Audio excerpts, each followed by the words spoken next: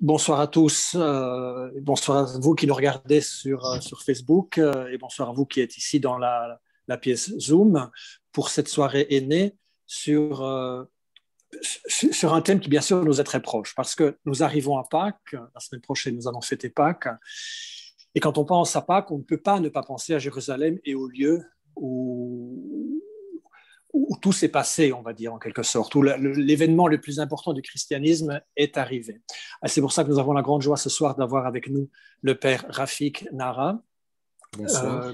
Bonsoir, merci beaucoup d'être avec nous, justement pour nous rendre plus proches cette terre qui nous est si chère. Et nous allons tenir cette rencontre avec Martha Chipolo. Martha, bonsoir. Bonsoir. Voilà, et je propose donc à Martha d'introduire cette rencontre avec le père Rafik. Bonsoir tout le monde. Donc, Père Rafik est un ami tout d'abord de Jérusalem et il est entré au séminaire en 1987. Il a été ordonné prêtre dans la diocèse de Paris en 1992. Depuis, pendant plusieurs années, il a servi dans la diocèse de Paris et il a enseigné à l'école cathédrale de Paris. En 2004, Père Rafik est arrivé à Jérusalem et a commencé ses études en pensée juive. Il a aussi commencé son service pastoral au vicariat Saint-Jacques de la communauté catholique de langue hébraïque et à la paroisse maronite de Jérusalem. En 2014, il a complété son doctorat à l'université hébraïque et il est devenu responsable de la communauté catholique de langue hébraïque à Jérusalem. Et depuis 2007, il est le vicaire patriarcal pour la communauté de Saint-Jacques et pour les immigrants et demandeurs d'asile en Israël. Père Rafik, c'est un plaisir de vous avoir avec nous. Merci. Je vais tout de suite commencer avec les questions. Donc, pouvez-vous nous parler de votre expérience au sein de la communauté hébraïque, au vicariat de Saint-Jacques? Qui sont les membres de cette communauté? Et quelle est la nature de votre mission et votre travail avec eux? On va peut-être simplement d'abord dire quelques mots sur cette communauté qui est assez récente dans son existence, puisque avant la fondation de l'État d'Israël, il n'y avait pas de communauté catholique hébréophone. L'Église locale et l'Église de langue arabe, en tout cas depuis les derniers siècles. L'Église latine dans la Palestine de l'époque, c'était le patriarcat latin qui s'étale sur un grand territoire. Le patriarcat latin qui s'étale sur Israël, la Palestine, la Jordanie et Chypre. Et puis, peut-être c'est l'occasion aussi de dire deux mots sur une autre présence latine très importante en Terre Sainte. C'est ce qu'on appelle la custodie de Terre Sainte. La custodie de Terre Sainte, ce sont les franciscains qui sont présents en Terre Sainte, qui ont été les gardiens des lieux saints pendant des siècles, depuis, si je ne me trompe, le début du XIVe siècle. Ils ont gardé les lieux saints et ils ont été la présence latine pendant de nombreux siècles. Alors, les communautés d'expression hébraïque sont nées dans les années 50 du XXe siècle. Alors, qui étaient les membres de cette communauté? Au départ, c'est des couples mixtes, l'un chrétien, l'autre juif. Vous savez, on parle de toute la aliyah des juifs qui sont montés pour peupler le nouveau pays Israël, des juifs venus d'un peu partout, de Russie, de France, d'Italie, de l'Irak, du Yémen, de ce que vous voulez. Et donc, parmi les couples qui sont allés vivre dans le nouveau pays, il y avait des couples mixtes, dont l'un est chrétien et l'autre juif. Et puis, il y avait aussi au départ des religieux et des religieuses qui sont venus vivre en Terre Sainte, des frères de Sion, des sœurs de Sion, des petits frères de Jésus, petites sœurs de Jésus, dont quelques-uns étaient d'origine juive.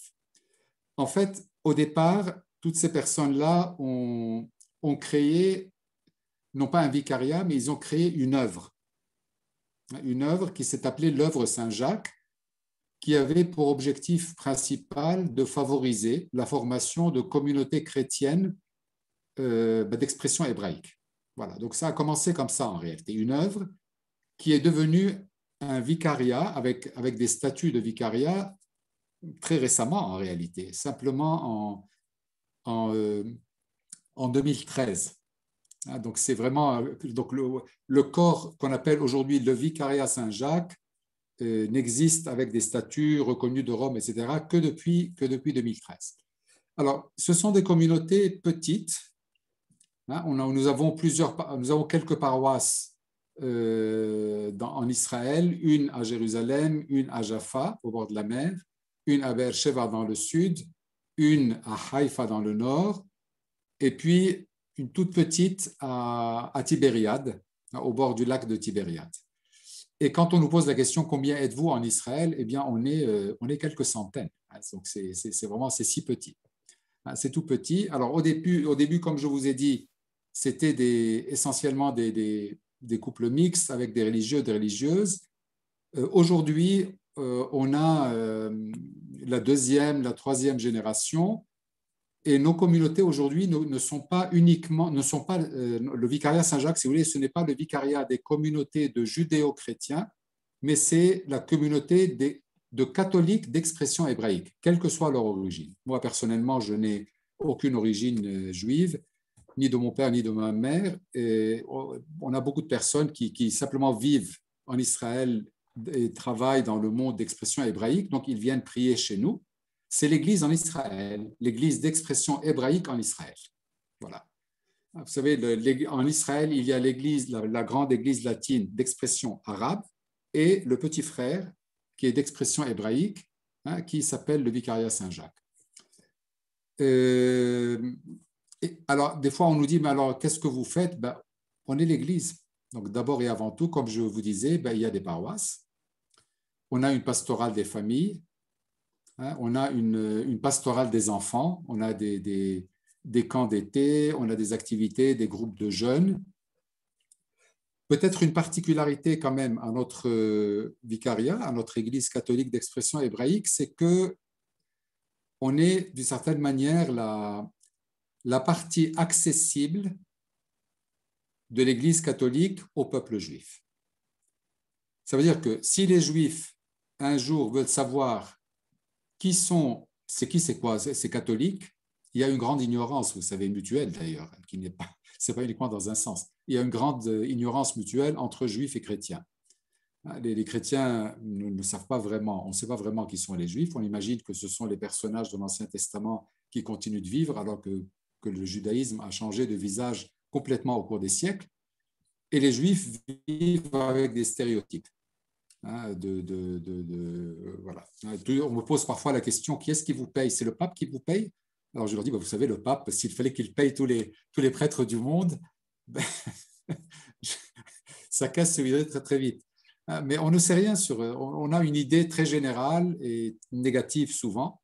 Donc on a par exemple des fois des groupes d'Israéliens qui demandent de venir avec des guides dans une de nos paroisses, et puis ils nous disent qui êtes-vous, qu'est-ce que vous croyez vraiment, qu'est-ce que vous mangez à Pâques, qu'est-ce que vous mangez à Noël, comment vous vous habillez, qu'est-ce que vous pensez de ceci, de cela.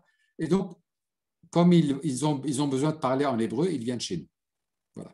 C'est pour ça que je disais, d'une certaine manière, on est la partie accessible de l'Église pour le peuple juif. Et je pense que ça, c'est une partie de notre mission qui est en réalité assez originale et assez importante. Pour casser les stéréotypes et essayer de changer un peu les relations. Et puis, une dernière chose, mais on pourra peut-être, je n'ai pas envie de tenir la parole très, très longtemps, c'est aussi depuis quelques années, surtout depuis 2010-2011, le Vicariat Saint-Jacques travaille beaucoup, beaucoup, vraiment, avec les fils de migrants et de demandeurs d'asile. Qui sont nos migrants, nos demandeurs d'asile? Je ne parle pas des demandeurs d'asile palestiniens. Quand je parle de notre travail avec demandeurs d'asile et migrants, nos migrants sont les Philippins, les Indiens, les Sri Lankais et essentiellement les Éthiopiens. Et puis, les demandeurs d'asile, c'est essentiellement des Érythréens, avec des Soudanais, en moins nombreux. Et on travaille beaucoup avec leurs enfants qui parlent hébreu, qui vont à l'école israélienne, etc. Donc c'est le Vicariat Saint-Jacques qui est porteur de cette mission avec ces enfants-là, qui sont aussi très pauvres socialement. Je vais demander une petite chose, j'en profite.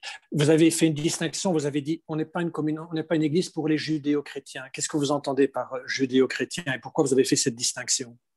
Parce que beaucoup de personnes pensent que le vicariat Saint-Jacques, c'est uniquement les catholiques d'expression hébraïque.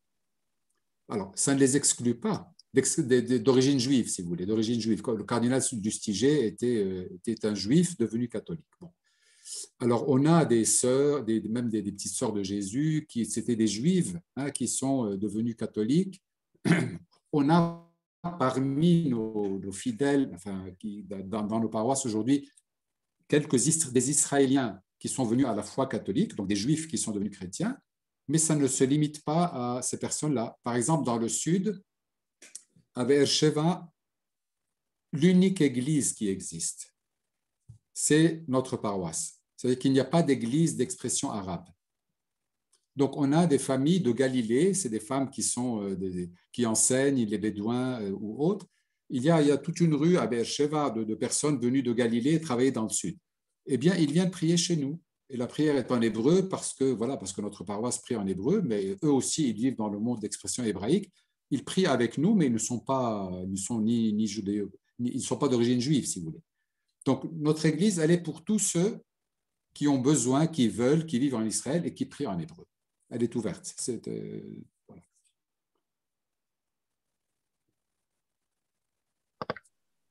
Donc, je voulais reprendre sur le point de quelle est la différence entre une église qui casse les préjugés, disons, qui ouvre les portes pour se connaître, et comment on peut se distinguer par rapport au prosélytisme, parce qu'il y a le risque étant considéré une église qui parle hébreu, on risque d'être considéré une église qui veut faire du prosélytisme, non? C'est vrai qu'en Israël, quand les groupes, voilà, je vous parlais des groupes qui viennent nous visiter en paroisse, ça ne peut pas manquer. Chaque fois qu'ils viennent, il faut bien qu'à un moment déterminé, ils nous posent la question, mais est-ce que vous faites du prosélytisme?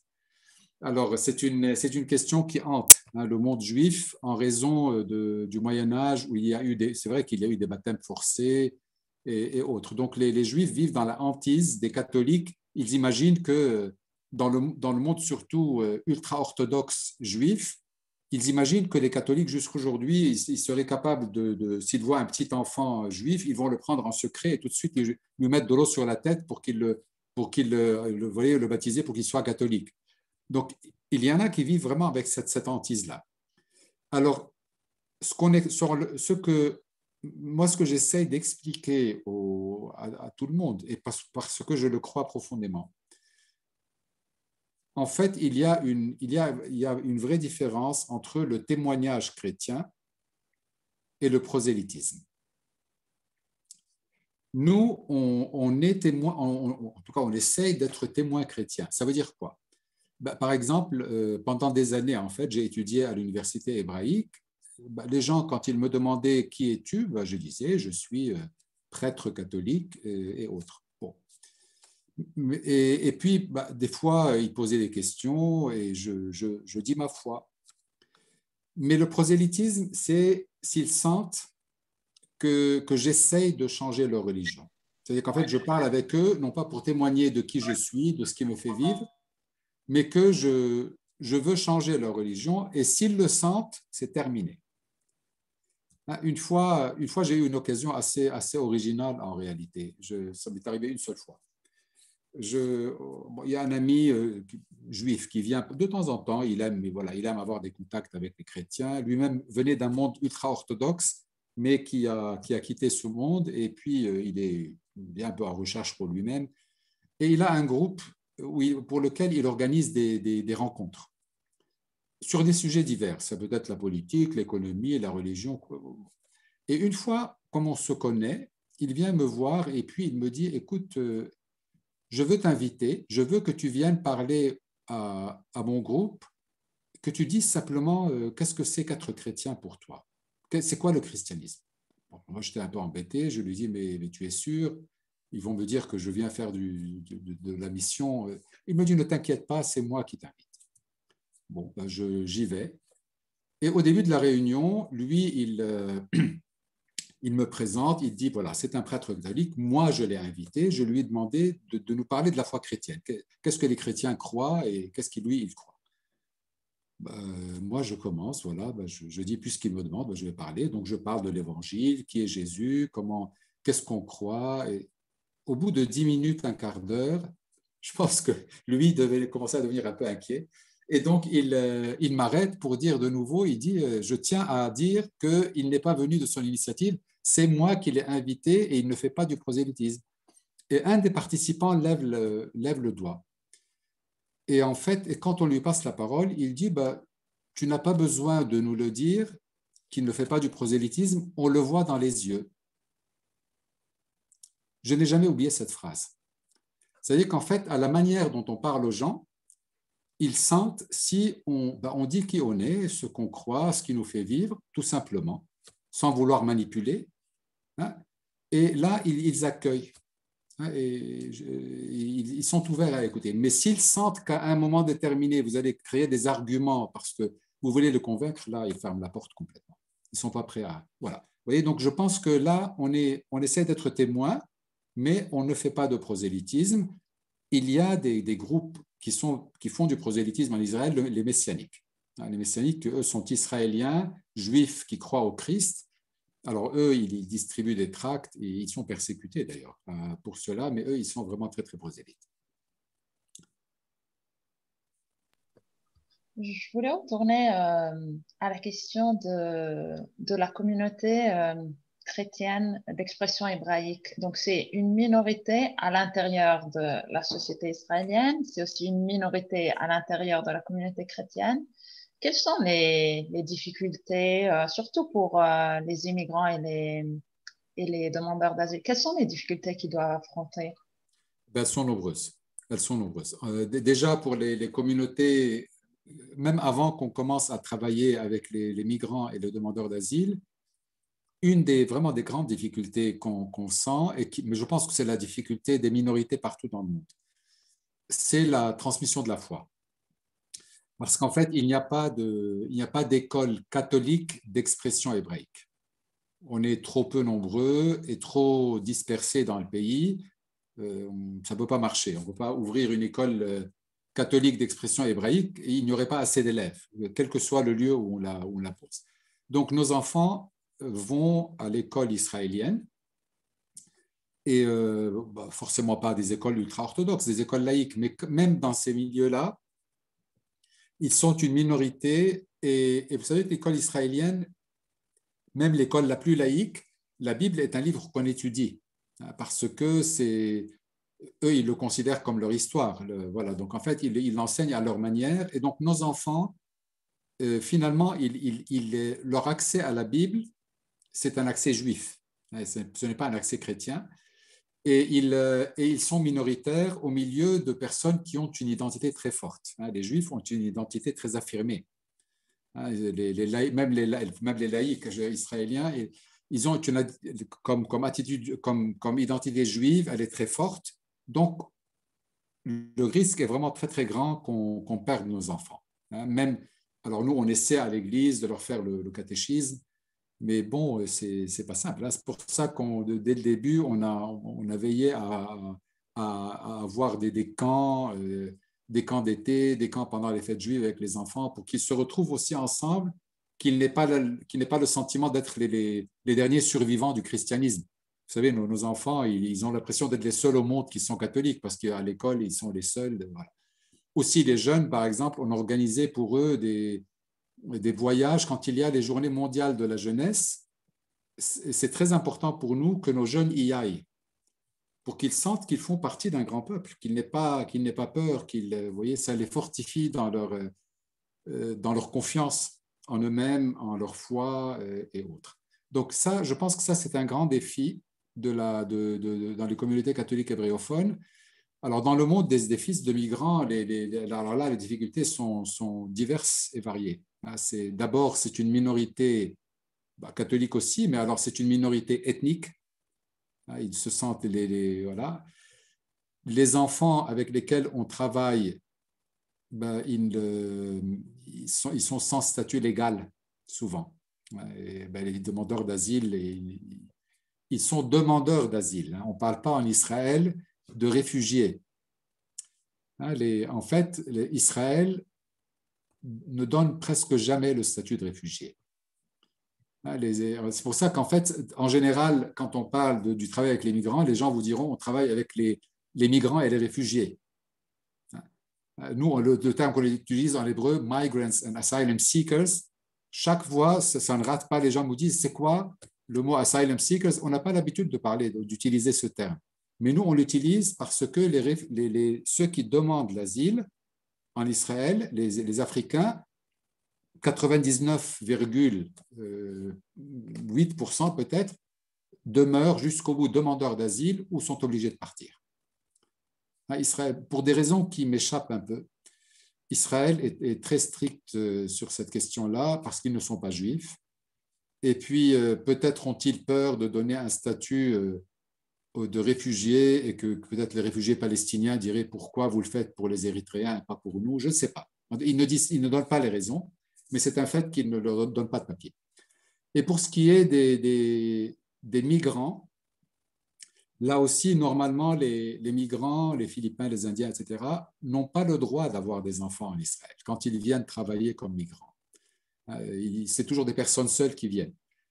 Et quand ils ont des enfants, normalement, il faudrait qu'ils les renvoient au pays.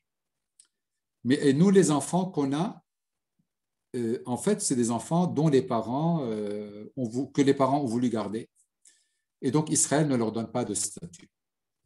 Donc, en fait, on travaille avec des enfants sans statut. Donc minorité ethnique, minorité religieuse, sans reconnaissance légale. Il n'y a que très peu d'enfants qu'Israël a graciés. En 2006 et en 2010, elle a donné au fond à quelques centaines d'enfants quand même. Elle leur a donné un statut. Donc, parmi nos jeunes, on a des Philippins qui ont une résidence, qui ont un droit de résidence, une carte de séjour, si vous voulez. Mais ceux qui sont plus petits, ceux qui sont nés après 2010, ils sont tous sans statut légal. Sauf si la maman se marie avec un Israélien, ce qui arrive de temps en temps. Mais en tout cas, pour vous dire que les enfants avec lesquels on travaille, ils ont vraiment un statut extrêmement fragile. Donc, on a tout un travail pour les aider à ce niveau-là, d'affronter. Parce qu'un enfant qui grandit, vous savez, les enfants, ils rêvent, je serai ceci, je serai cela. Comment lui dire que mon pauvre ami, dans la situation où tu es, tu ne pourras pas aller à l'université. Tu ne pourras rien faire, en fait, sauf si tu rentres chez toi. Voilà. Donc, on a aussi tout un travail d'accompagnement de ces enfants qu'on essaye de développer pour le moment. C'est une tâche qui n'est pas très simple, le travail avec cette population. Voilà. Donc, ça, c'est une partie des défis qu'on a.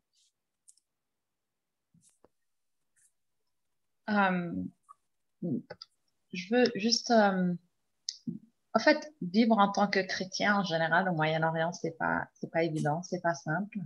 Oui. Et je pense que vivre en tant que migrant ou une minorité à l'intérieur d'une minorité au milieu d'un conflit, c'est pas du tout facile. Et donc, je voulais savoir juste du point de vue de la foi pour les chrétiens. Comment peut-on vivre la propre foi dans un contexte de conflit continu où on est une minorité un peu au milieu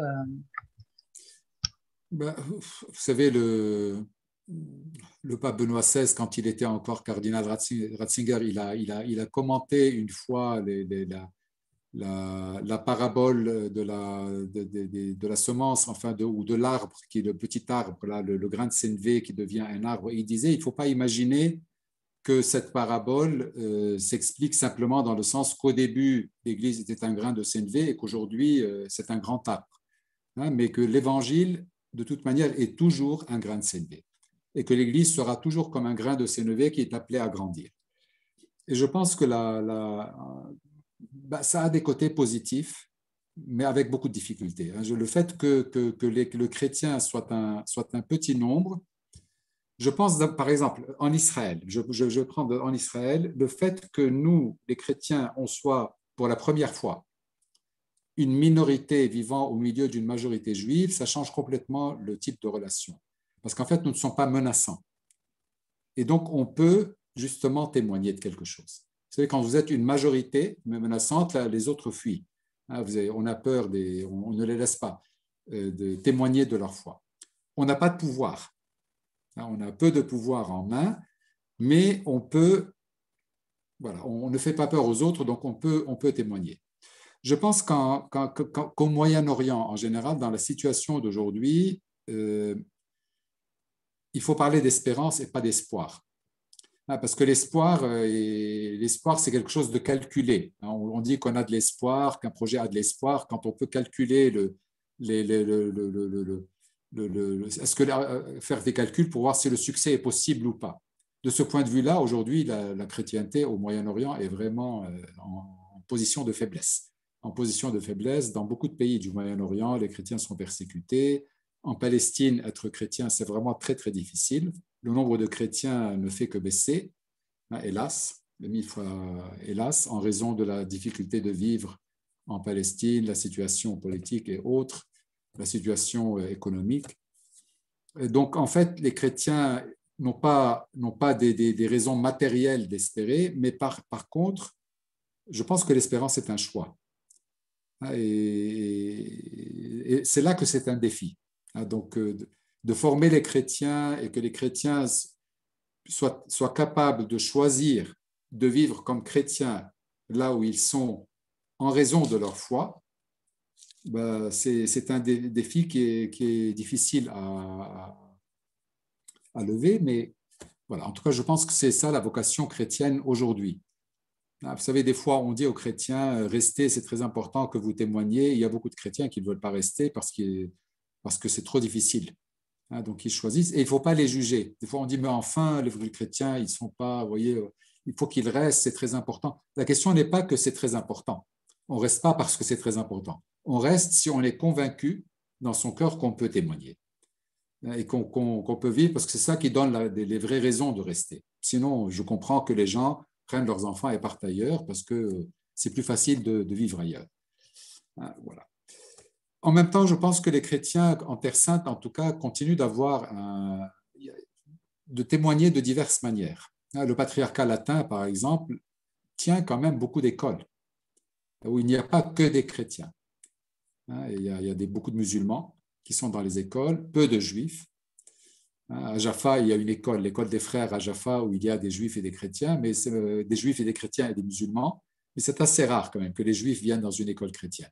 Par contre, les musulmans, il y en a beaucoup qui viennent dans les écoles chrétiennes. Il y a les hôpitaux, où là, par contre, il y a beaucoup de juifs qui viennent dans les hôpitaux aussi tenus par des communautés chrétiennes. Et il y a le témoignage inattendu. Vous savez, je parlais tout à l'heure des migrants. Les femmes philippines, en fait, ont un témoignage absolument merveilleux. Les femmes philippines s'occupent essentiellement en Israël des personnes âgées, des enfants qui sont malades, des personnes seules, etc. Elles viennent, elles travaillent avec eux, et puis c'est des personnes qui sont d'une patience infinie, avec toujours un sourire sur le visage, dévouées. Et je pense que vraiment ces personnes-là, qui ont une vie très difficile par ailleurs, vraiment témoignent de ce qu'est être chrétien. Et les Juifs sont souvent très étonnés de voir ces personnes-là et même s'attachent à elles, s'attachent beaucoup aux femmes philippines, ou aux hommes philippins qui travaillent dans les familles, et ils voient quelque chose qu'ils ne connaissent pas. Vraiment une manière d'être qui transpire l'Évangile. Et des fois, je leur dis, parce que je le pense profondément, les Philippins, ils quittent leur pays parce qu'ils sont pauvres. Ils n'ont pas d'argent. C'est un peuple il y a beaucoup, beaucoup de migrants philippins partout dans le monde. Donc, de leur point de vue, ils ont besoin de vivre, c'est pour ça qu'ils partent. Mais je pense qu'en réalité, ils ne se rendent pas compte que leur présence est un vrai témoignage, là où ils sont, par leur manière leur grande patience et leur amour des autres et leur dévouement. Voilà, donc ça aussi, c'est un témoignage. On ne l'avait pas calculé, mais voilà, il est là.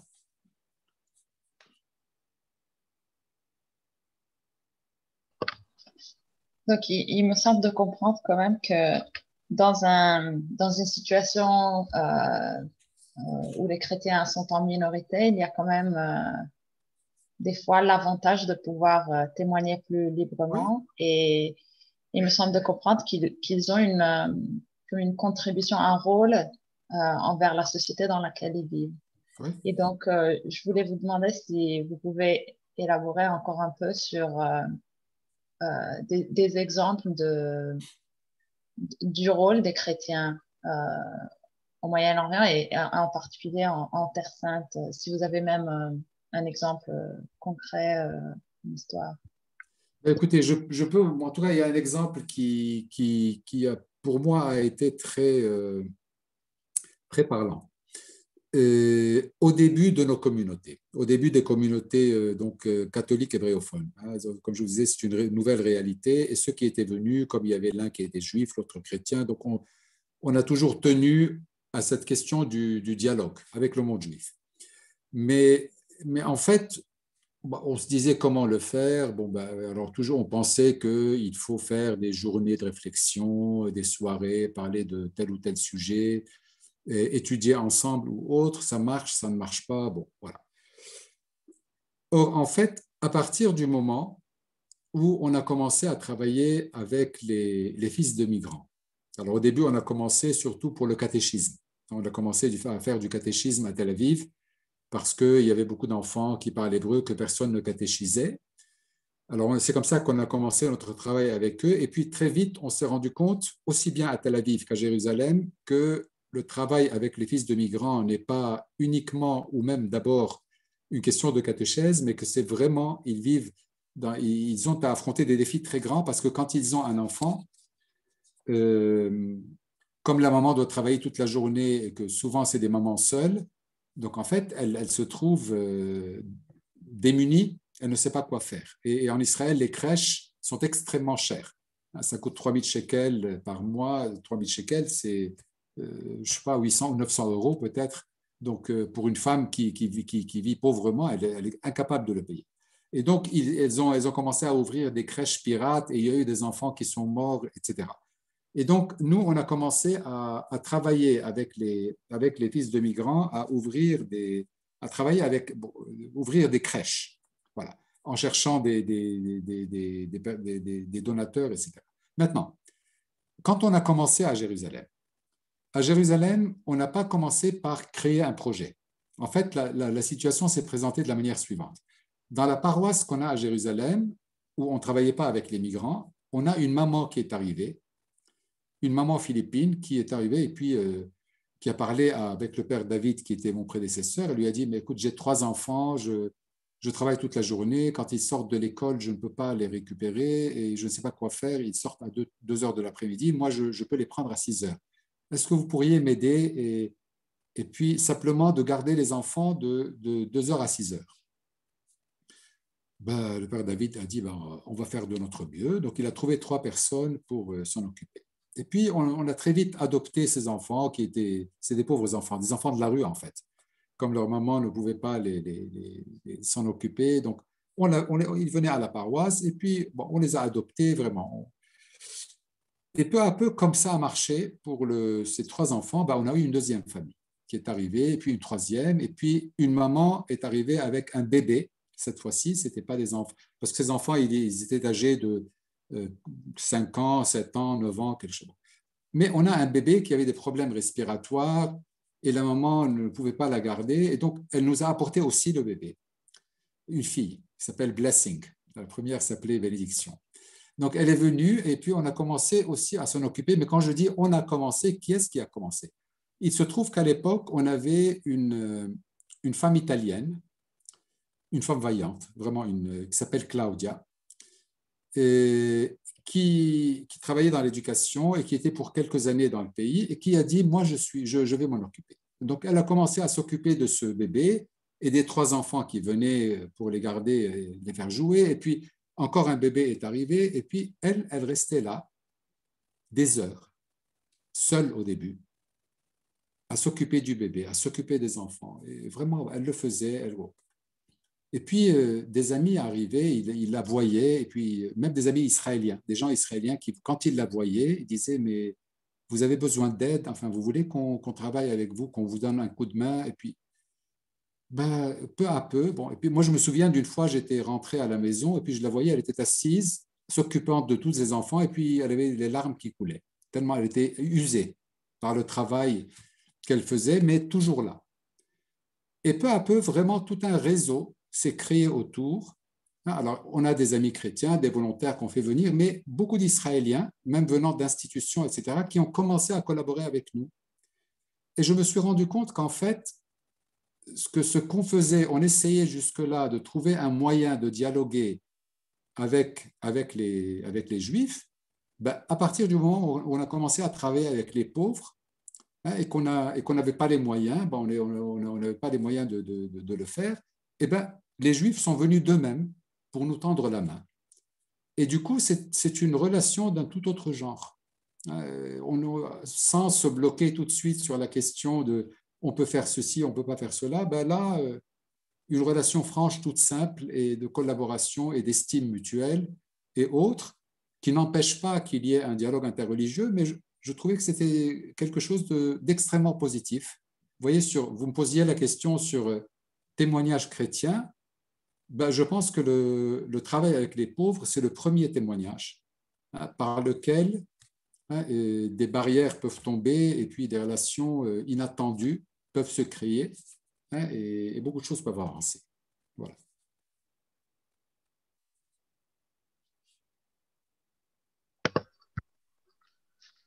Vous avez répondu un peu aussi à ma prochaine question. Je voulais vous demander encore plus des exemples d'expériences positives dans votre communauté. Mais pour moi, c'est incroyable de penser que souvent, un peu partout dans le monde, on est tellement euh, comment dire, concentré sur le fait qu'il faut dialoguer, dialoguer, dialoguer. Et en fait, des fois, on a juste besoin de partager la vie pour commencer un peu à se connaître avant de parler de nos pensées, de ce qu'on pense de l'autre. Des fois, il y a besoin vraiment de répondre à ce qui est nécessaire et aux besoins des autres, en fait. Bon, oui, bon, on dit que l'amitié, ce n'est pas se regarder l'un l'autre, mais regarder dans la même direction. Et je pense qu'en fait, c'est un petit peu cela. C'est qu'en fait, à partir du moment où il y a un projet commun, surtout le travail avec les pauvres, parce que là tout le monde, je dirais, même un croyant ou incroyant, voir un bébé qui a besoin d'être aidé, si on a un peu de cœur en tout cas, on ne peut que vouloir tendre la main. Et du coup, il y a une relation qui est franche, qui naît, hein, vraiment avec la volonté de s'entraider, de faire des choses ensemble. Et cela, le pape François, il pousse beaucoup à cela. Hein, mais il n'est pas le premier, mais en tout cas, lui, le pape François, particulièrement avec la question des migrants, il insiste beaucoup là-dessus, car c'est un besoin du monde moderne. Hein, c'est vraiment un besoin pressant aujourd'hui. Il y a beaucoup de migrants, beaucoup de personnes qui sont obligés de migrer pour pouvoir vivre. Hein, voilà, donc et là, on peut collaborer avec tout le monde. Je pense aussi qu'on peut donner la parole peut-être à certaines personnes qui sont dans la salle et qui auraient d'autres questions à poser. Je pose peut-être la première. Je voulais peut-être essayer d'élargir un petit peu le panorama et vous demander, est-ce qu'on peut parler, vous avez dit que vous étiez une sorte de pont avec donc la partie accessible de l'Église pour le peuple juif, vous avez dit. Alors si on pense un peu à la présence chrétienne en Terre Sainte aujourd'hui, euh, comment vous voyez sa tâche, peut-être je vous pose cette question-là pour une raison très simple, parce que j'avais une fois posé cette question lors d'un pèlerinage justement en Terre Sainte.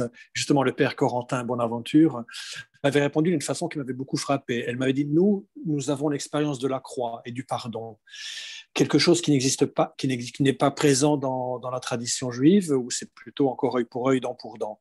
Alors, quel est donc ce témoignage que l'on peut faire, mais quel est le fondement de ce témoignage qui est là qui est voilà, pour les chrétiens aujourd'hui en Terre Sainte? Ma réponse ne sera pas très différente de celle du père Corentin. Ça veut dire qu'en réalité, de Bonaventure, parce qu'en réalité, à une époque, je répondais, je disais oui.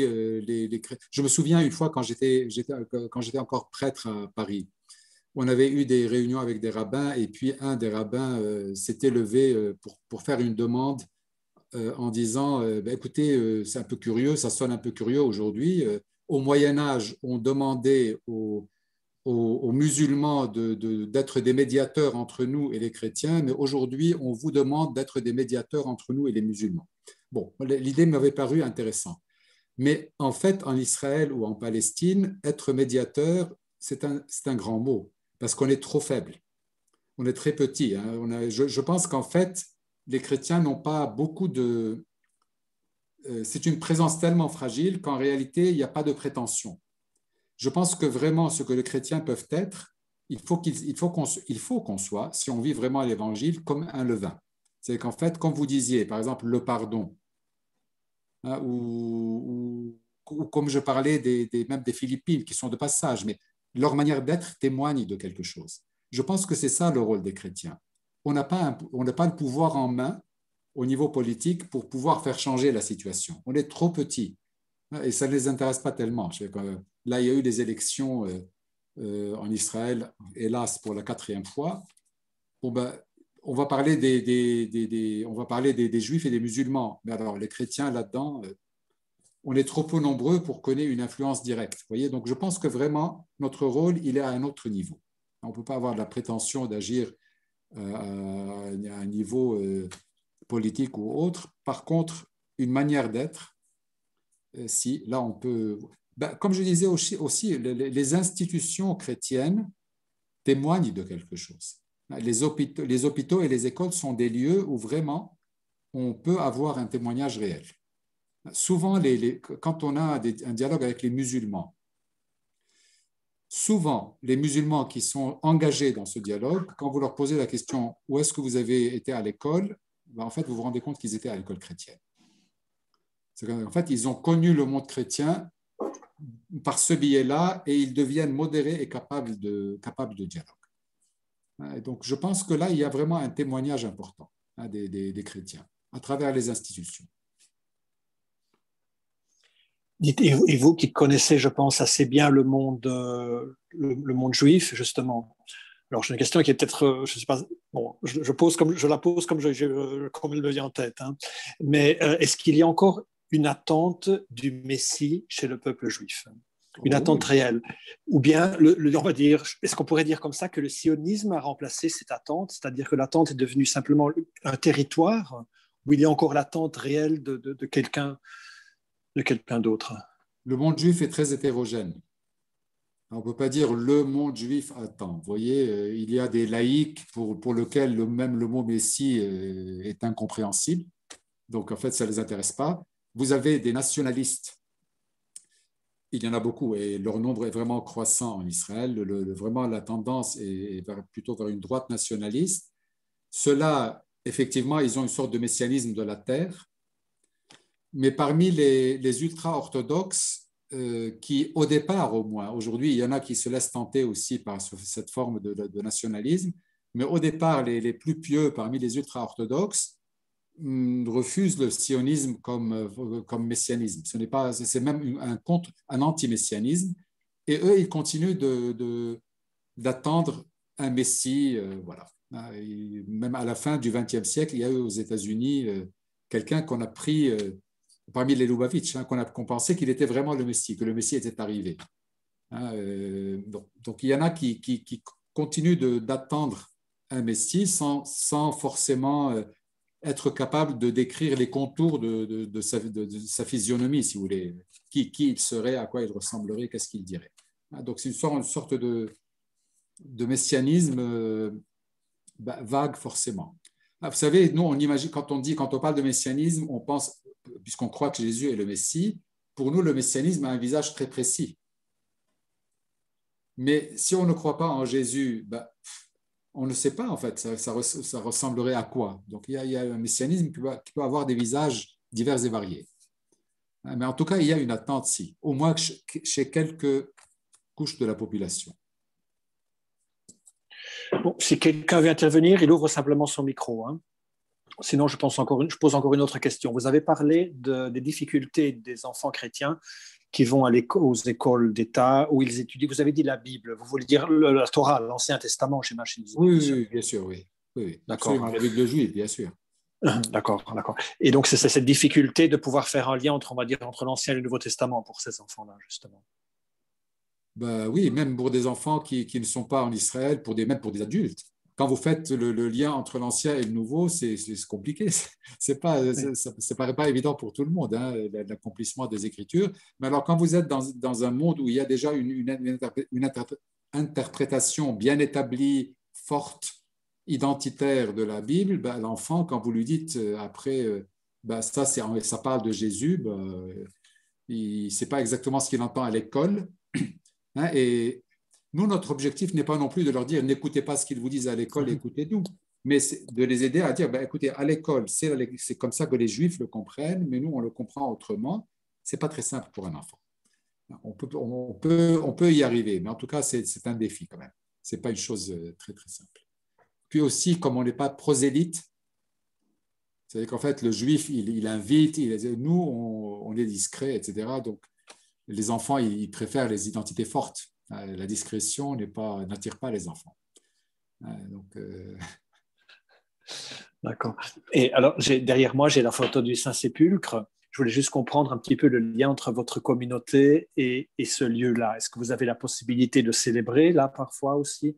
Ou bien c'est un lieu qui est simplement géré? Donc, vous pouvez simplement demander les messes le matin, c'est ça que vous pouvez faire? Vous pouvez aller à la messe le matin? Oui. Enfin, il y a eu une époque où on a pu le faire facilement. Avant la pandémie, il y avait tellement de touristes et tellement de pèlerins. C'était devenu une folie, mais vraiment une folie. Des queues qui n'en finissent pas. Alors, et c'était devenu presque impossible en réalité de célébrer le matin au Saint-Sépulcre. Mais ça, c'était un vrai problème. On ne savait pas qu'il y aurait la pandémie. Donc, en fait, la dernière année avant la pandémie, on parlait de ce problème, de dire les locaux n'ont plus accès, n'ont plus accès au Saint-Sépulcre. C'est uniquement à longueur de journée, plein, des queues sans fin, et puis des messes toujours. Bon, maintenant, c'est l'autre contraire. Mais en tout cas, normalement, on pouvait. Ouais. Normalement, on pouvait. Avec le temps, on va voir comment ça va marcher. Parce que c'est un pays très, très visité, quand même, Israël, quand en situation sanitaire normale. Ouais. Bon, je continue à poser mes questions. Oui, alors quelqu'un a ouvert son micro. Bravo. Oui. Nous avions fait un voyage en Palestine avec le Secours catholique organisé par Bernard Fichy. Et donc, je voulais savoir comment une ONG comme ça, qui est catholique, est perçue en Israël. Parce qu'elle œuvre, me semblait-il, surtout auprès des Palestiniens. De quoi? Le Secours catholique? Oui, comment le Secours catholique, à travers son action en Israël, était perçu? Ce n'est pas une institution saillante en Israël. C'est pas qu'on parle beaucoup du Secours catholique. Il y a la maison d'Abraham où le Secours catholique était surtout présent et agissant, mais c'est plutôt connu du monde chrétien, du monde chrétien, mais pas. L'action est limitée, l'action du Secours catholique en Israël, en Palestine. Il y a beaucoup d'institutions en Palestine. Vous savez, tout le monde veut avoir une présence aussi bien en Palestine qu'en Israël. Alors, il y a les grandes institutions et puis il y a beaucoup d'autres institutions qui ont une œuvre, mais qui ne sont pas les plus saillantes, si vous voulez. Le Secours catholique agit, mais c'est discret. C'est pas me semble-t-il. Très bien, merci. Et donc, nous avions rencontré David Neos, c'était votre professeur, c'est ça? Oui, absolument. Et le fait que lui était juif au départ, il s'était converti, est-ce que c'est votre cas, vous, ou pas? Non, moi je n'ai aucune origine juive, mais c'est pour ça que je disais qu'en fait, le vicariat Saint-Jacques est une maison pour tous ceux qui sont d'expression hébraïque. Donc, on a des juifs qui deviennent chrétiens, qui font partie de la communauté, mais la question s'était posée s'il fallait séparer. Mais en réalité, séparer les juifs, les catholiques d'origine juive, des catholiques qui n'ont pas d'origine juive, ce serait une grande erreur parce qu'en réalité, c'est comme ça qu'au début du christianisme, les communautés judéo-chrétiennes sont devenues une secte et sont disparues. Parce qu'il n'y a pas eu d'intégration possible. Je pense qu'en fait, on fait tout ce qu'on peut pour que dans nos communautés, tous puissent trouver leur place. C'est un défi. C'est un défi parce que les chrétiens qui viennent du judaïsme, souvent, ce n'est pas quelque chose de simple. On peut avoir deux schémas. Il peut y avoir un schéma assez rare, mais des personnes qui, tout en devenant chrétiens ou chrétiennes, veulent continuer à observer la loi juive. Et puis, on a d'autres schémas, un autre schéma qui est ceux qui arrivent et qui nient totalement la religion d'où ils viennent. C'est qu'en fait, s'ils voient dans notre liturgie le moindre signe qui voudrait marquer le fait qu'on est au milieu du monde juif, ça peut les irriter parce que nous, on est chrétiens, nous, on n'est pas juifs, etc. Donc, on peut avoir souvent, sur cette question du rapport entre le judaïsme et le christianisme, ceux qui viennent du judaïsme ont des positions très délicates. Donc, il faut trouver une juste mesure. Voilà. Mais en tout cas, il ne faut pas séparer. Il ne faut pas créer deux communautés. Donc, notre communauté, elle essaye d'être une maison pour tous. Voilà. Jean-François, si tu me permets, juste une dernière question de ma part, au moins. Je voulais juste savoir, Père Rafik, vous avez parlé du témoignage des chrétiens et comment ils peuvent, en fait, changer un peu la réalité autour d'eux et les rapports avec les autres autour d'eux. Je voulais savoir comment le rapport avec les juifs et les musulmans vous ont changé. C'est-à-dire, comment est-ce que un chrétien, qu'est-ce qu'un chrétien qui vit en Terre Sainte peut apprendre ou comment peut-il changer même dans la propre foi grâce au rapport avec les autres qui sont différents?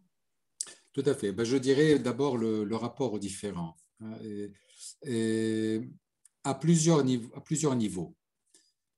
On peut, comme chrétien, avoir un regard sur les autres comme sur des infidèles simplement. Je pense que c'est une erreur.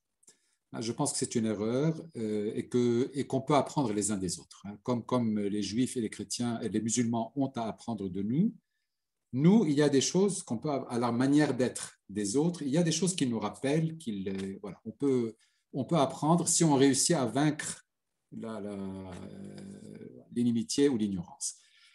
Au niveau politique, moi, je pense que les gens qui viennent vivre dans ce pays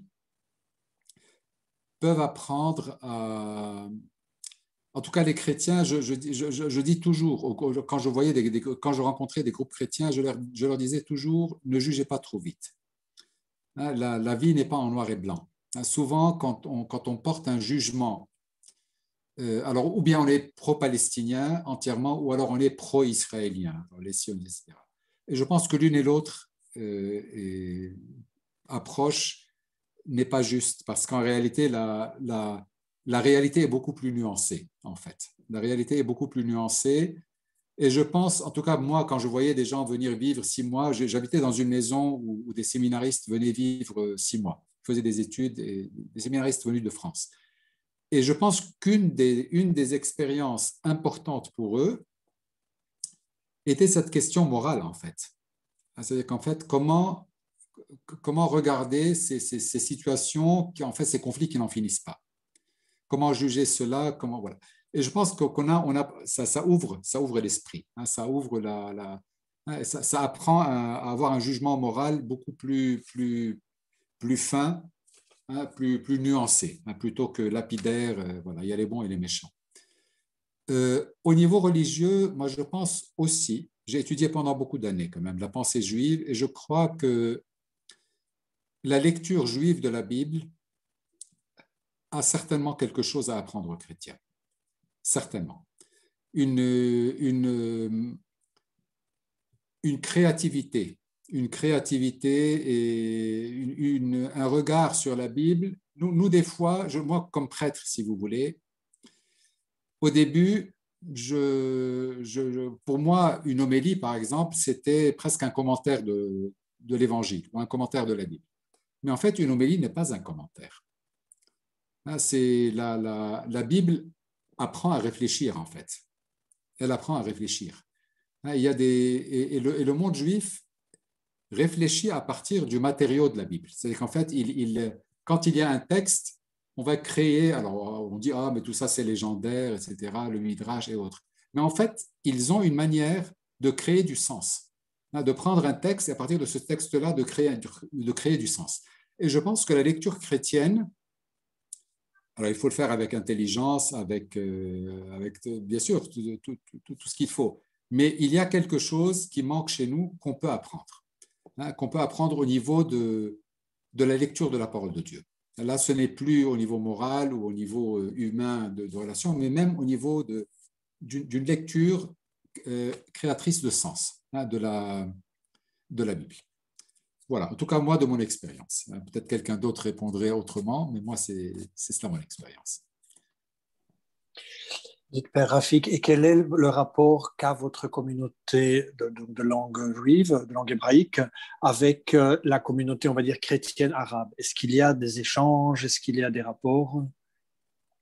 Alors, le rapport est limité non pas pour les raisons qu'on imaginerait.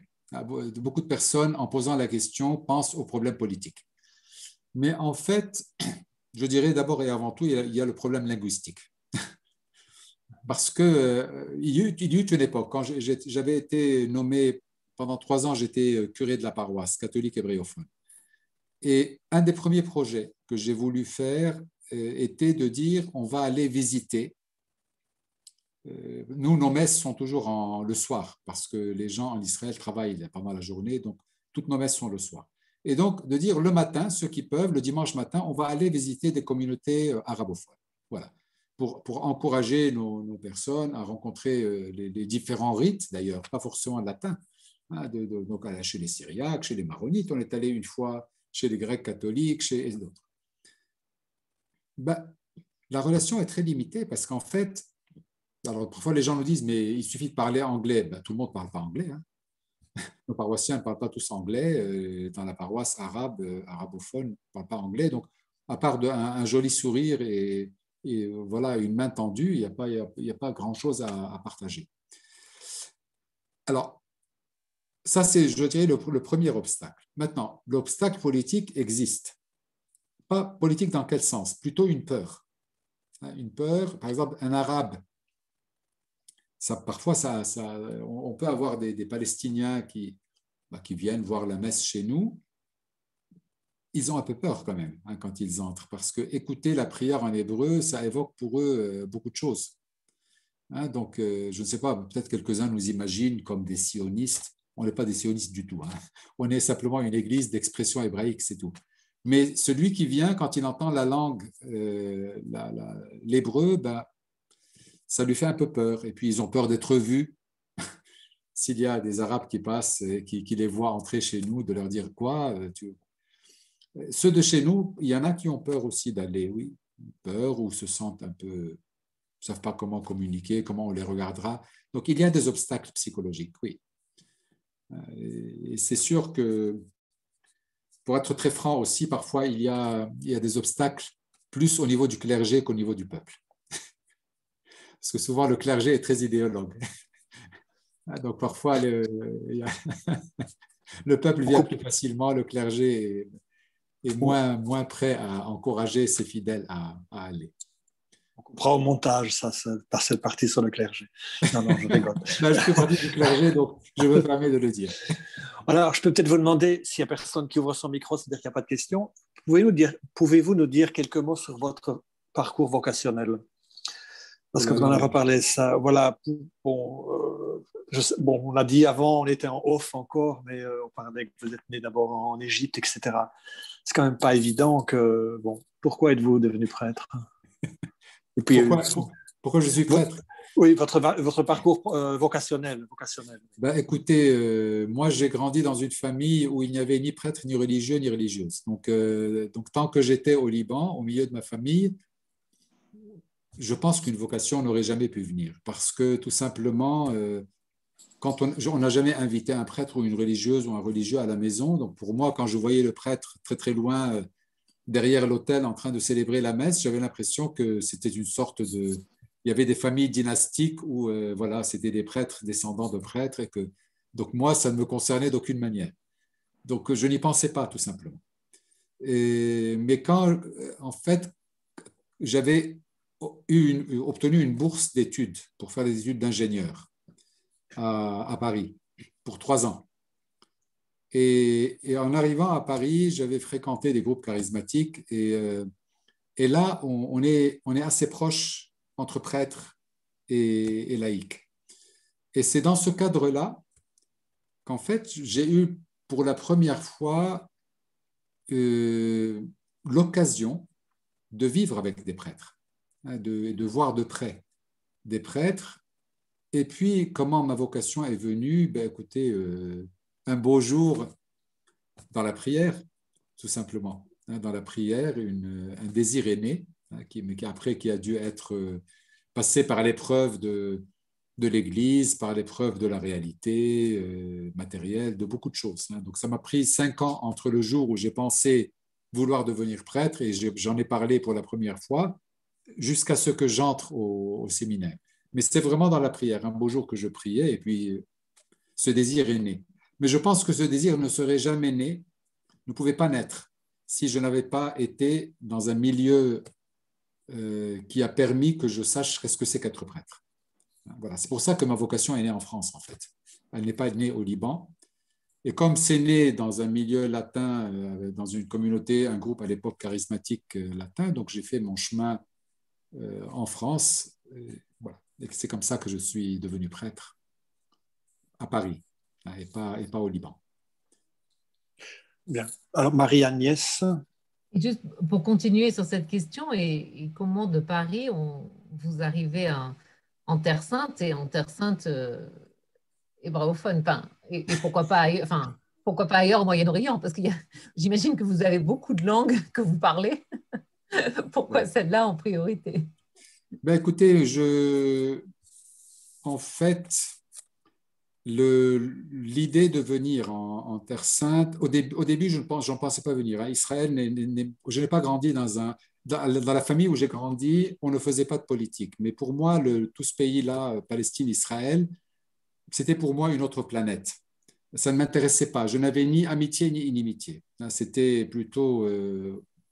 je ne pensais jamais y aller un jour. Ça ne m'intéressait pas. Ça ne m'attirait même pas. Mais en fait, c'est quand j'ai fait mes études pour devenir prêtre, j'ai fait des études de philosophie, et puis les langues, moi j'aime bien les langues. Et puis en étudiant l'hébreu biblique, ça m'avait un peu intéressé. Puis après, j'ai fait une licence d'études bibliques, et c'est dans ce cadre-là qu'on avait la possibilité d'aller à Jérusalem pour un semestre. Et donc, je suis venu à Jérusalem pour un semestre. Et voilà, j'ai fait mes études. Et puis, à un moment déterminé, je m'étais dit, ben, puisque tu es là, pourquoi ne pas apprendre l'hébreu moderne? Ça m'aiderait à avoir des commentaires quand j'enseignerai un jour. Ben, j'aurai des commentaires en italien, en anglais, en français, des protestants, etc. Ben, peut-être pour l'Ancien Testament, je peux avoir aussi un commentaire d'un juif. Ça pourrait enrichir. Et donc, je me suis dit, tiens, je vais faire un peu d'hébreu moderne, et puis ça m'aidera. Comme ça, peut-être je ne reviendrai jamais dans le pays, mais je pourrais utiliser les livres. Et en fait, c'est comme ça que je me suis inscrit pour faire de l'hébreu moderne. Mais pour moi, ça a été quand même une expérience qui m'a assez bouleversé. Dans quel sens? Que c'était la première fois que je m'étais retrouvé pour étudier l'hébreu moderne, c'était à l'université hébraïque, et donc je me suis retrouvé sur les mêmes bancs avec un groupe pas d'Israéliens, puisque les Israéliens n'ont pas besoin d'étudier l'hébreu moderne, mais de Juifs venus d'Espagne, d'Angleterre, de France, etc. Et puis, on avait un prof israélien qui était très sympathique. Et ce premier contact, en fait, tout simplement me fait découvrir que les Juifs étaient des êtres humains comme les autres. Désolé de le dire d'une manière un peu pas sympathique, mais c'était vraiment ça. Parce que, en fait, j'avais une image, même si je n'avais pas d'inimitié, mais j'avais grandi quand même avec un discours de l'ennemi sioniste et de l'entité sioniste, voilà, de tout ce monde-là, avec une idée très stéréotypée du juif qui, voilà, qui ne pense qu'à lui-même, qui est forcément colonisateur, qui est, voilà, et avec beaucoup d'autres stéréotypes. Et en fait, en fréquentant les gens, j'ai découvert tout simplement, quelques-uns étaient peut-être comme ça, mais que d'autres étaient vraiment des personnes formidables, hein, qui sont même plus pro-palestiniens que les Palestiniens eux-mêmes, qu'il y avait toute une jeunesse qui n'intéressait pas à la politique. C'est simplement des personnes comme tout le monde. Et en fait, de découvrir qu'ils étaient tout simplement comme tout le monde, pour moi, m'a beaucoup bouleversé. Je me suis dit, mais pourquoi ce stéréotype qui me donnait un imaginaire quand même qui n'est pas fondé, en fait. Et je pense que alors, il y a en même temps deux choses qui m'ont fait revenir. D'abord, l'intérêt pour la langue et puis la tradition juive que j'ai découvert qu'elle était très belle aussi. Et puis, cette question qui m'a intrigué. Je me suis dit, voilà, j'aimerais bien peut-être comprendre un peu mieux si je peux faire quelque chose pour aussi casser le stéréotype. Pourquoi ne pas revenir? Après, les choses se sont enchaînées d'une manière inattendue. Quand je suis venu, donc voilà. Mais en tout cas, le point de départ était celui-là. J'ai voulu revenir en partant, alors que j'étais venu en pensant que ce serait la seule fois de ma vie. Après ces 2 mois, je me suis dit, je veux revenir. Voilà. Et puis, donc, ça s'est fait peu à peu. Merci. Nous allons bientôt conclure en fait notre rencontre. Alors, je voudrais, à mon avis, terminer en posant 2 questions. La première, c'est comment allez-vous fêter? Donc là, nous avons commencé la Semaine Sainte. Nous avons déjà dit les premiers vêpres du Dimanche des Rameaux. La Semaine Sainte est commencée. Comment allez-vous fêter cette semaine concrètement avec votre communauté, justement à Jérusalem? Première question. Et deuxième question, un peu, comment vous voyez notre responsabilité à nous qui sommes, alors on est des personnes du Canada, de France, de Belgique, etc. Ça nous semble toujours si loin, les problèmes, ce qui arrive là-bas. Quelle est notre première responsabilité à nous? Qu'est-ce que vous pourriez nous dire, nous qui vivons dans les pays, dans nos pays européens, souvent un peu indifférents à ce qui se passe là? Pas très simple. Alors, d'abord, la première question, écoutez, on va la vivre comme tout le monde. Simplement, la procession qu'on fera demain, on la fera à partir du mont des Oliviers, de Bethphagée, et on descendra vers Jérusalem. Donc, ça, c'est quand même, c'est sûr que c'est différent. Martha, tu l'as fait déjà, non? C'est un avantage. Je dois dire que c'est un privilège. Donc, voilà. C'est un peu mieux que tout le monde. Voilà, demain, donc, on fera la procession des rameaux. Le jeudi saint, on sera au Saint-Sépulcre pour la messe chrismale. Donc, c'est sûr qu'il y a quand même... Quand on est ici, on n'y pense plus, on a l'impression que c'est normal. Mais non, maintenant que vous posez la question, c'est sûr qu'on a un privilège d'être quand même sur le lieu saint. Privilège, mais une croix aussi. Ce n'est pas un pays simple. C'est un pays vraiment difficile, pour 1000 raisons.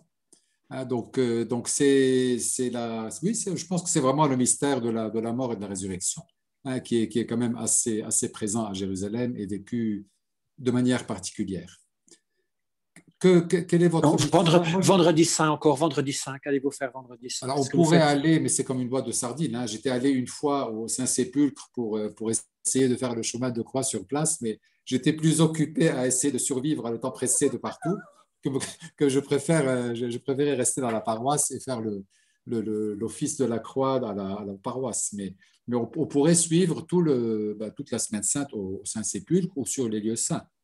Ça, c'est sûr que ça, c'est vraiment un grand avantage. Alors, souvent, le jeudi soir, après la messe du lavement des pieds, il y a quelque chose de très beau. On va vers Gethsémani et là, il y a l'Église des Nations, on l'appelle dans l'Église des Nations, et là, il y a en fait donc les chrétiens qui viennent de partout. Il y a un temps de prière, d'adoration, de chant, etc. Alors, nous, notre communauté, on a pris l'habitude, on est un peu des privilégiés, on le fait en secret pour que les autres ne fassent pas pareil. on a des relations avec les franciscains, le franciscain qui tient l'ermitage au-dessus de Gethsémani. Hein, donc, il y a un petit ermitage qui est, il y a l'église des nations, mais un petit jardin au-dessus de l'église où personne ne va. Et nous, on a pris l'habitude ces dernières années, on n'est pas très, très nombreux, alors on était une vingtaine, on demandait la clé, et puis après la fin de la messe du lavement des pieds, on allait dans ce jardin, donc tranquille, hein, dans le noir. Il fait très froid quand même en général, parce que c'est ouvert, mais on prie 1 heure là-bas, et puis après, ceux qui veulent, on descend, et avec tous ceux qui sortent de l'Église des Nations, on va à pied jusqu'à Saint-Pierre-en-Gallicante, donc là où on fait mention de Pierre qui pleure au chant du coq. Et là, en général, la soirée finit là. Donc, on reste prier un moment, puis tout le monde se disperse et rentre chez soi. Ça, c'est un moment très marquant. Oui, le jeudi soir est vraiment un moment de prière en commun de l'Église de Terre Sainte, en tout cas tous ceux qui peuvent venir. Cette année, on verra, parce qu'avec le Covid, on ne pourra pas être très nombreux, mais en tout cas, il y aura quand même quelque chose de fait. Voilà. Quel est votre rôle dans le monde? Écoutez, priez pour nous, hein. Priez et puis venez. Dès que les frontières s'ouvriront, ça fait vivre le pays aussi bien matériellement que psychologiquement et spirituellement. C'est très important le passage des chrétiens en Terre Sainte.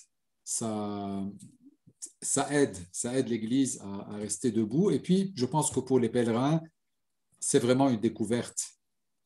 Une découverte. Je pense que vraiment une découverte de la Bible et de l'Évangile. Hein, donc de voir les lieux, d'expérimenter que c'est vrai. On peut vivre avec les livres comme si c'était une histoire, en fait. Simplement qu'on nous raconte. Et puis, quand on est sur place, en tout cas, moi, c'était mon expérience. La première fois, quand je suis venu, j'étais vraiment frappé de prendre la Bible, de regarder les lieux. Voilà. Donc, je pense que les pèlerinages, de toute manière, sont bienfaisants pour tout le monde. Tout à fait d'accord avec vous, Père Rafik. Je vous remercie énormément pour cette soirée. Effectivement, cette idée de cette invitation à venir participer à un pèlerinage, je pense que toutes les personnes qui l'ont fait, si quelqu'un ne l'a pas encore fait et qui nous suit sur Aîné, c'est quelque chose à recommander absolument parce que ça change tout à fait la perception après, même de la participation à la liturgie, de la lecture de la Bible, n'en parlons pas. C'est une autre chose, une fois qu'on a vu la Terre Sainte, de lire les psaumes, par exemple, et même l'Ancien Testament et le Nouveau Testament, c'est une autre expérience. Alors, je souligne juste 3 petites choses que vous avez dites ce soir. Alors, avant tout, quand vous avez parlé de ne pas prendre parti, effectivement, je pense qu'on a tous les personnes qui sont passées en Israël et en Palestine, on sent toujours ce besoin de devoir prendre la partie de quelqu'un. Donc, vous avez dit non au stéréotype, et ça, je pense que c'est quelque chose d'important pour nous de ne pas justement se laisser emprisonner par... de devoir de devoir soutenir un côté contre quelqu'un d'autre. Ensuite, vous avez beaucoup parlé du témoignage et vous avez fait la différence entre le témoignage et le prosélytisme. Je pense que c'est quelque chose qui nous regarde, qui nous concerne tous. Là où nous sommes, dans n'importe quelle petite paroisse de France ou de Belgique, où on pense que l'on va devoir convertir les autres, les changer, leur expliquer quoi faire, etc. Et vous avez parlé justement de cette importance du témoignage donc, que vous vivez là et je pense auquel nous sommes tous appelés en fait. Puis nous sommes dans un temps difficile aussi avec la pandémie, à nouveau tous renfermés. Vous avez parlé de l'espérance d'un choix qui vient, je pense, d'une certitude, en fait. Cette certitude qui nous permet d'avoir un espoir pour notre vie aussi. Donc, je pense que tout ce que vous avez dit ce soir, c'est quelque chose qui ne regarde pas votre petite ville de Jérusalem, qui est quand même le centre du monde, mais qui nous regarde, nous, là où nous vivons. Et donc, voilà, je vous remercie un peu pour ce témoignage qui, je pense, nous renvoie à nos responsabilités, à notre espérance dans les circonstances où nous nous trouvons. Voilà. Donc, merci beaucoup, Père Rafik. Merci Martin pour cette soirée. Et je pense que nous pouvons. Très bonne soirée. Merci. Bonne soirée à tout le monde. Et bonne fête, bonne Semaine Sainte.